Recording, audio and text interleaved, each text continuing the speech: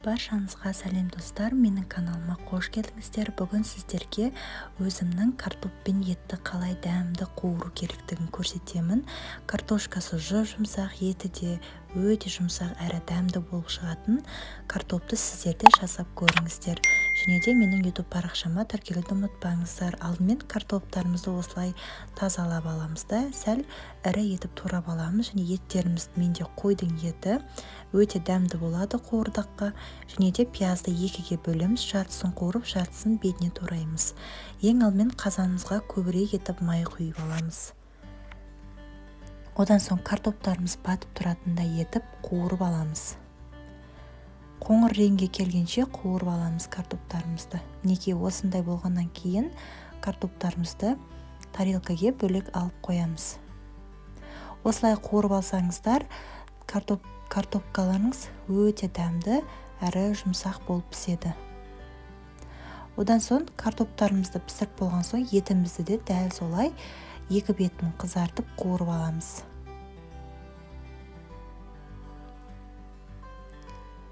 Неге бір 5 минуттай қуырып аламыз. Одан соң дәл картопты алғандай бөлек тарелкаге алып аламыз. Міндетті түрде достар дәл осылай жасап көріңіздер. Тағамдарыңыз өте дәмді болып шығатыны сөзсіз. Барлықтарыңызға ұнайды деген ойдамын. Енді майымыздың жартысын алып тастаймыз да, жарты пиязымызды қуырып аламыз. Пиязсыз ешқандай тағам дәмді болмайды. Пиязымызды 3-4 минуттай қуырып алғаннан кейін үстіне етімізді қосамыз. Неге? Енді осы пияз бен етімізді жақсылап қуырып аламыз. Осының үстіне бір шай қасық, яғни кішкентай қасықпен тұз қосамыз. Етке тұзы сіңіп тұру керек.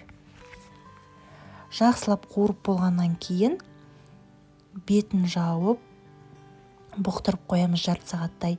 Жарты сағаттан кейін картопымызды алып үстіне қосып, үстіне тағы да бір шай қасықтай тұз саламыз. Осыны тағы бір 10 минуттай бұқтырып аламыз да, одан соң үстіне аздап жарты пиалайдай су құямыз. Неге? Енді картоптарыңыз піскенше бұқтырып қоясыздар. Жарты сағат, 1 сағаттай пісірсеңіздер болады. Өте дәмді болып шығады достар. Барлықтарың жасап көріңіздер. Видео ұнаған болса, лайк басып комментарий қалдыруды ұмытпаңыздар. Және де менің YouTube парақшама тіркеліп қойыңыздар. Барлықтарыңызға ас болсын.